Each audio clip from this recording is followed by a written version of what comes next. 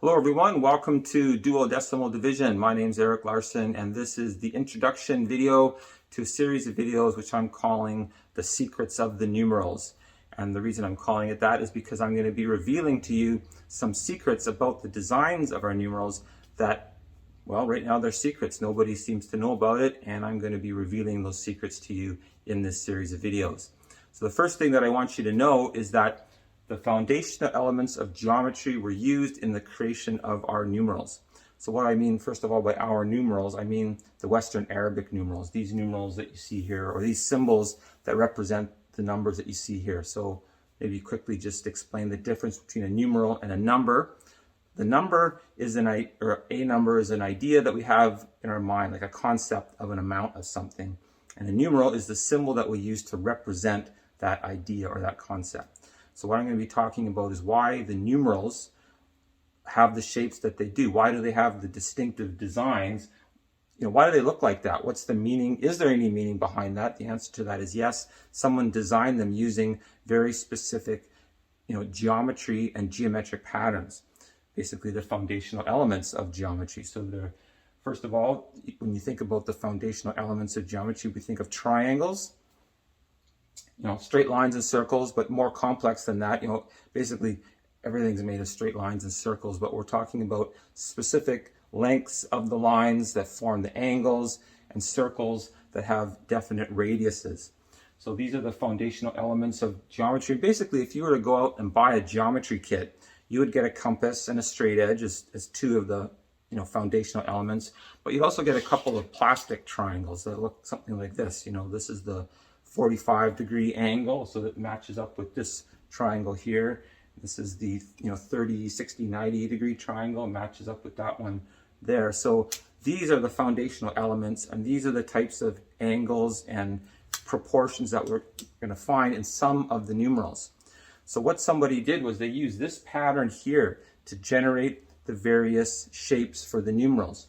And if you look at this pattern and you realize that the first circle, or you give the first circle the radius of 1, then the next circle has the radius of the square root of 2, the third circle has the radius of the square root of 3, and so on. You can use the Pythagorean theorem of a squared plus b squared equals c squared. So that first triangle is this one right here, 1, 1, square root of 2, and so on.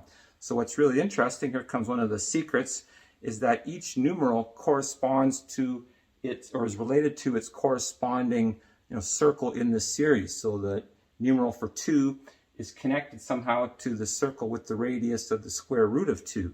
The numeral for the 5 corresponds to the 5th circle in the series, the circle with the radius of the square root of 5, and so on. So I'm going to show you how that works in the videos to come. Each video is going to be for one of the numerals, or each numeral gets its own video. I'll show you how to actually draw this pattern, and it continues. It just keeps going. You can keep using this pattern. You start with this. This is the heart of this pattern here. You have 7 circles, and how they connect with each other. You can start connecting those points, drawing some lines, building more points, getting more and more complex until you get to this pattern, and then you can keep building that.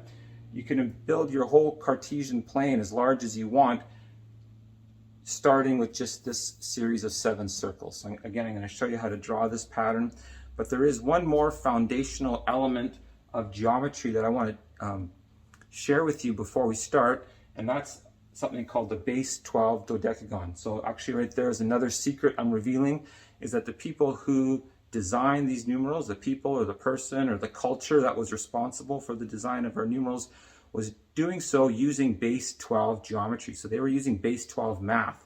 And so some of the numerals, you're going to find that you have to be in base 12 for the design to actually work, for the pattern to actually have meaning or make sense. And one of the patterns that has meaning only in base 12, and that's why we've missed it, that's why I'm introducing it to you now, because you've never heard of it before, is a base 12 dodecagon. So I'm going to do that right now. I'm going to show you what the base 12 dodecagon looks like and why it's so important in the foundations of geometry. All right, I'll do that for you right now. Okay, so here it is, the dodecagon. So you can see right away it's a 12-sided shape, and all of these lengths are the same length. And some of the qualities that it has that are unique and special, well, one is that it's sitting very solidly on the Cartesian plane. What I mean by that is all the points that define it are lattice points, points where the horizontal and vertical lines are crossing each other. So that's one key component, but even more importantly is the slope of these lines and how they're related to the 1. So this is our 1, we have our, our 0, 1 as far as the x coordinates, 0, 1 for the y, and the distance between the 0 and the 1, there's 12 little squares here. Basically, this is large scale graph paper. I don't know if you can see those, but basically it's 12 squares. So in base 10, it would just be 10 squares and then our 1, and this dodecagon wouldn't be sitting or the same, wouldn't have the same relationship to the 1. And so if anybody ever asks you, what's the difference between base 10 and base 12? It's not so much that you're counting with your 1s in groups of 10 or 12, it's in the dividing up of the 1. And in base 12, your 0.1 is a smaller unit than 0.1 in base 10. So when you're in base 12, all these little squares between your 0 and your 1 are smaller, and so they're lining up differently on the grid. So your lengths of everything, all of your decimal places, your decimal points are smaller. So any type of 0.7 root 2 is a different sized unit in base 12 than in base 10. And so here we have this length here and how it sits on the 1 going over 1, and this length here is 0.7. That over 1 and up 0.7 is a unique ratio that doesn't exist in base 10. And again, it's that 1. Again, I was showing you just now some foundational triangles. Both of them had the quality that one of the sides was the length of 1. It was 1, 1, square root of 2, and 1, 2, square root of 3. Here it's 1.7, and then 1 square root of 1.4. But it's that 0.7 to the 1, and how that relates to this section here, and how that relates to the circle. Basically, this dodecagon gives us access to the circle and dividing up the circumference of the circle in a way that we haven't had before. And I have a whole other series of videos where I explain how you can use this geometric pattern, this base 12 dodecagon, to create a diagram that generates all 360 degrees.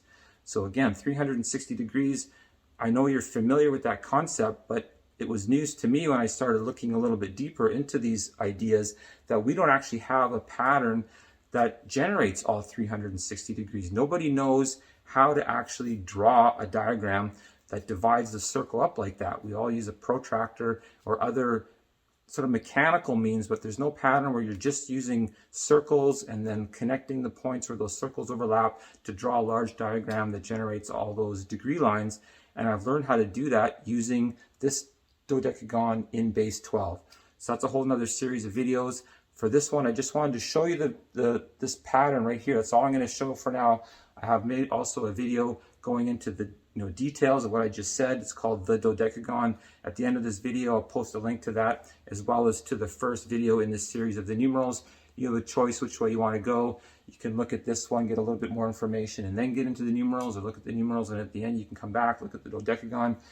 The Dodecagon is a big deal. That's the big discovery that I've really made, the difference between base 10 and base 12, how it shows up in base 12, and you can do some things with the circle that you just couldn't do, that we can't do in base 10. So that's the Dodecagon, the base 12 Dodecagon. Now I'm going to show you that series of circles one more time, where you go square root of 2, square root of 3, square root of 4, a larger version, just to finish this off, and then you can carry on with this series about why the numerals look the way they do and see how this all works. Okay, so here we go back to that original diagram. Okay, and so here's that geometric pattern one more time. You can see here there's a much larger version. I've included more circles. I've got 25 circles here. So the 25th circle is landing on the point where the x-coordinate is 5, because 5 is the square root of 25. So that's what this series of circles looks like. I have christened this series of circles as the consecutive square root radius concentric circle series, because that's exactly what it is. It's a concentric series of circles. They all have the same center point, and they are consecutive square root radiuses. So again, square root of 2, square root of 3, square root of 4, and so on. We're only going to be using or needing to look at the first 11 circles because we're going to be looking at 11 numerals, the first 9 plus 2 more because we are working in base 12 again. So the creators of these numerals were using base 12 geometry, base 12 math. They needed 11 numerals to represent those numbers. They created 11 numerals, so the 11 numerals are all one package. We're only familiar with the first 9, but the second 2 that I'm going to be sharing with you, their design all fits the same pattern. You'll see that in the videos to come. I'm surprised that I can't find this diagram on the internet. It almost seems like its own little secret revealed. Again, if any of you know what it's called, or if it has a real name, or if there's a reason why it's not on the internet, I don't know. Maybe I'm looking in the wrong places. I'm not sure. I find it really interesting, and I would have thought it's foundational because if you know something about pi, that the area of a circle is pi r squared, so we're talking about radius squared, all of these radiuses are already square roots, so when you square a square root, you just get that number. So, pi r squared for the second ring, square root of 2 squared is 2, so the area of the second ring is going to be 2 pi, and the area of the first ring, that first inner circle, is pi. So basically what I'm saying is each of these rings has the area of pi. Each one is 1 pi, each ring. And so that explains how, as they get more and more, the rings themselves get narrower because it's the same amount of area, but they have a larger distance across, or the circumference is longer. So that's a really interesting geometric characteristic of this pattern, and it creates a very beautiful pattern as these rings get narrower and narrower. And this is only 25 rings. If you imagine them, going on and on, these very thin rings of pi, it seems like that would be, again, some kind of foundational mathematical quality. I'm not sure. I'm just putting it out there. That's what we're going to be using to generate the numerals. That's what someone already did. I'm going to be showing you how they did that. So here we go. I'm going to stop talking now. There should be 2 links coming up, one for the Dodecagon. If you want to look there first and just get a little more information on that geometric pattern, you can, or you can just dive right in. We're going to start with the numeral that represents the number 1 and then work our way through there. Thanks for watching, and I hope to see you in the next videos.